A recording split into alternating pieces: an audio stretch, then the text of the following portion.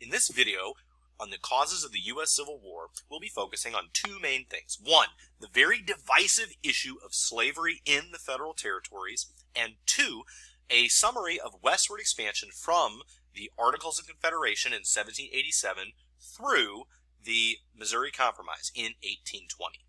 First, the subject of slavery in the federal territories. Why is this even an issue? Remember last time we talked about this as a unifying theme of sectionalism, slavery, states' rights, unifying in the topic of slavery in the federal territories. This will be one of our key issues. But why? Today, we often think of the territories as being relatively a small part of the country, Puerto Rico and Guam and Samoa. Yet, for most of our country's history, this was at times half or more of the country was federal territory. It was any territory, in a way, owned by the United States government, but not yet inside of a state. So when the 13 colonies became 13 states, everything over the Appalachian Mountains was territory. Then with the Louisiana Purchase, everything over the Mississippi was territory. After the Mexican War, everything gained in the Mexican Cession was territory until it became a state. So this is a large issue. And on the topic of slavery, remember that states' rights prohibits any interference by the federal government on major topics like slavery in the internal policies of a state. Yet, the United States Congress has full control over the territories. The Constitution gives the Congress in Washington full control over the United States territories. And this will come up because in this time, we think that everyone was disagreeing about slavery, right? It led to a civil war. There must have been so many disagreements and people fighting all the time, and yet that's not often the case. You think that today, online or on television, we have community bubbles and groupthink where people only read and listen to information that they already agree with politically. How much more so was it back then? Without those forums, without that technology that we have to communicate, and you saw that people in their local communities were as if in bubbles, where they did not hardly know anyone who disagreed with them on the subject of slavery. Particularly in the South, most Southerners had never even met someone who might disagree with them on whether or not the extension of slavery was a good thing.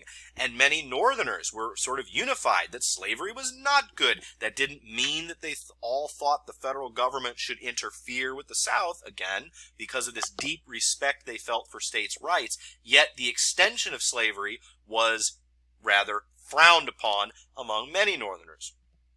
And so ironically, the U.S. Congress was one of the few places that slavery was ever debated. And it was a purely sectional issue. All other issues were divided among party. On issues such as the tariff or immigration, on many other issues, they were settled by party, where Whigs took one side and the Democrats another. On another issue, the Democrats may be in favor and the Whigs opposed. But on slavery, on topics dealing with slavery, Northern Whigs and Northern Democrats agreed, and Southern Whigs and Southern Democrats agreed, and this would be an ominous mark for the future. This brings us to the possibilities of what could the Congress do with that total power and full control over the territories. What might Congress do? If we were in class, I would ask you to brainstorm, but we're essentially going to have four policies. They could be all free, all slave. The Congress could draw a line or avoid the issue. Position number one. All of the federal territories, whether it's over the Appalachians or over the Mississippi or the Mexican Cession, they would be all free. No slavery at all would be permitted in the federal territories. This is the position of the future Republican Party of Fremont and Seward and Abraham Lincoln. And the key phrase here to remember, position number one, all free, the future Republican Party position, the position of Lincoln that so offended Southerners that it led to secession and Civil War. The phrase is non-extension of slavery to the federal territories. Non-extension of slavery to the federal territories is the all-free position. Position number two, all the territory could be guaranteed to slavery, all slave. That slavery may not be banned in any of the federal territories. This is the future position of the deep Southern Democrats, the Calhoun position, Breckinridge position, the notion that slavery follows the flag, that where you see the stars and stripes, you know human slavery is permitted. You have the position that slavery follows the flag. All of the territories are open to slavery. Position number 2, they could all be slave territories. Number 3, the idea that you could draw a line. This is the idea that you would have slavery banned in some territories, but permitted in others. This is the future position of a group of many Northern Democrats, Southern Whigs, and Unionists and compromise-minded people who want to find some type of a grand compromise. It is the idea of the future Missouri Compromise on that 36 degrees 30 minutes, the 3630 line of latitude that is Missouri's southern border, which will be drawn, that we'll speak about at the very end of this lecture. So you could draw a line, position number 3. And finally, position number 4, you can avoid the issue. Why talk about it? You can simply dodge. Each of the territories would decide for themselves whether or not to permit slavery or guarantee free labor. This also was a position of many Northern Democrats, Southern Whigs, Unionists, compromise-minded people. Many simply said, nope, drawing a line is too complicated. It puts too much authority and responsibility on us. We should let the people decide. A very democratic, very American position. The position of Abraham Lincoln's main rival for the presidency in 1860 was Stephen Douglas and his position of popular sovereignty, meaning the people are king, the people rule. Popular sovereignty, let the people decide. The people of each territory and state will decide for themselves whether to have slavery or not. So again, these 4 key positions we'll return to time and time again, that all of them could be guaranteed to freedom, as the future Republicans would say. All would be guaranteed to slavery, like the Southern Democrat position. They could draw a line, as many compromise-minded people wanted to do, or they could say compromise is too difficult, let the people themselves decide. And number 4, they could avoid the issue. Remember that the other day, as we spoke about this, this graph is not to scale, but on the issue of North versus South, Southerners largely defended slavery in many ways. In the North, which is this half of the pie chart, you had Democrats who were largely not opposed in principle to slavery's expansion. Only among this quarter here of Republicans did you have opposition. And remember that it's a tiny sliver of people who believe in anything resembling racial equality. It's a slightly bigger sliver, not to scale, but a bigger sliver of those who believe in abolition, actually going in and ending slavery in the South where it is legal in the southern states. But it is the majority where all these Republicans could agree on non-extension of slavery to the federal territories, which is that position number 1. Our second main topic is the westward expansion from the Articles of Confederation through the Missouri Compromise in 1820.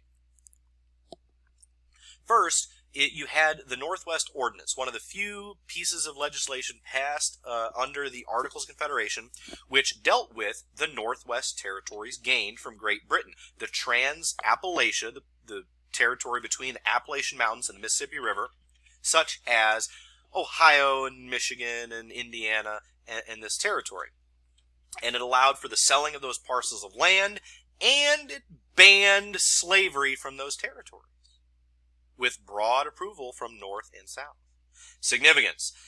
It sets the constitutional precedent at the Ohio River, which was the southern border of the Northwest Territory, that was the line. That south of the Ohio River, in territory like Kentucky and Tennessee, slavery was permitted. But north of the Ohio, it was not. So in the future, when there are those who challenge the constitutionality of drawing a line, well, they've done it from the very beginning, and yet there were not really challenges to its constitutionality at this early point, so it has great precedent.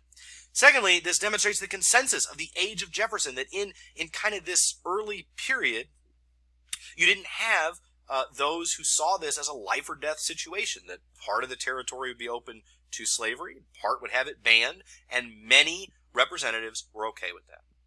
And it also begins to show us this pattern of migration in the United States where migrants would go from east to west. That folks from Pennsylvania would migrate into Ohio. That people from Virginia would migrate into Kentucky from east to west, because most of the original 13 states were largely heavily populated with white settlers.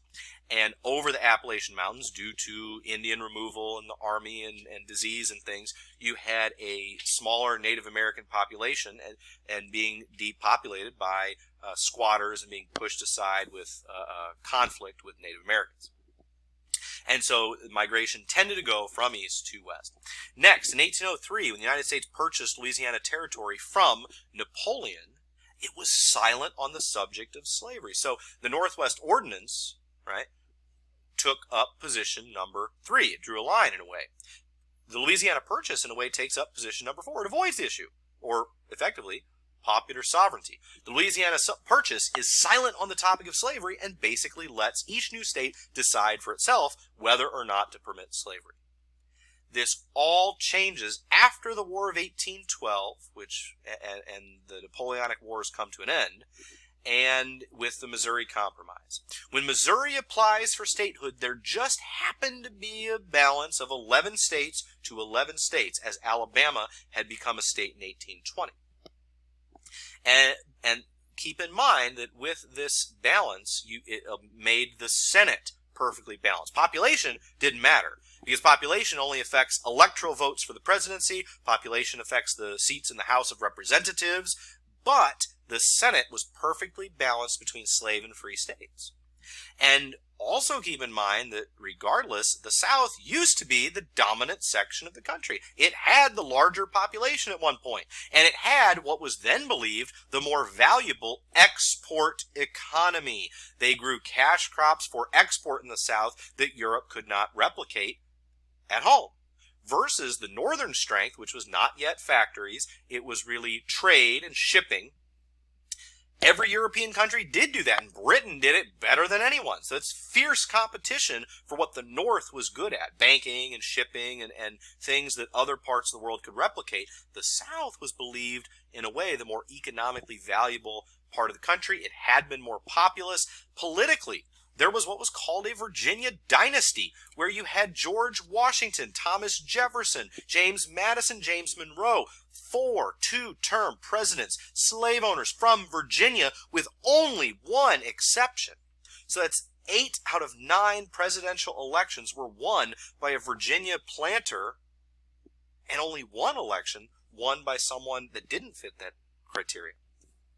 And so there was this sort of belief that the president might always be from Virginia. And so, maybe not literally, but that this would maybe continue on. And in fact, James Monroe is among the last of the Virginia presidents. But immigration is largely being focused into the North, not by design of the government, but because slave owners and planters buy up extra land. When they have extra money, they buy extra land, they buy more slaves, and they can produce on that land. In the North, many of the farms are family farms. There's only so much land one family can farm. So you actually had most immigrants flocking to small family farms in the North. You have the early hint of industry in the North as well. When Missouri applies for statehood, there was an amendment attached to it by Representative Talmadge, which causes Missouri statehood to fail. The Talmadge Amendment would have prohibited more slaves to enter the state of Missouri, would have emancipated all slaves when they turned age 25, and this sparked great debate in the Congress. President Jefferson, former President Jefferson, from retirement, called this the fire bell in the night, where he said this is like holding a wolf by the ears, but you dare not let go, where they didn't know what would happen. The North and South, the debate raged on, and the amendment was attached to Missouri statehood. Therefore, Missouri was rejected as a state in 1819. And instead was taken up in 1820 with the Missouri Compromise, which admitted Missouri as a slave state, but then broke away from Massachusetts, the new state of Maine. The most important provision, however, is that it would ban all slavery in the U.S. territories of the Louisiana Purchase north of that 3630 line. What does this mean? Is the Arkansas Territory a retirement home where is the only place open to slavery? Does it mean slavery is dying out? Does the line go to the sea? Can it be open to revision, or is it permanent? Is it even constitutional? And what about land from Mexico and other Latin American expansion? Find out next time. Thanks for watching.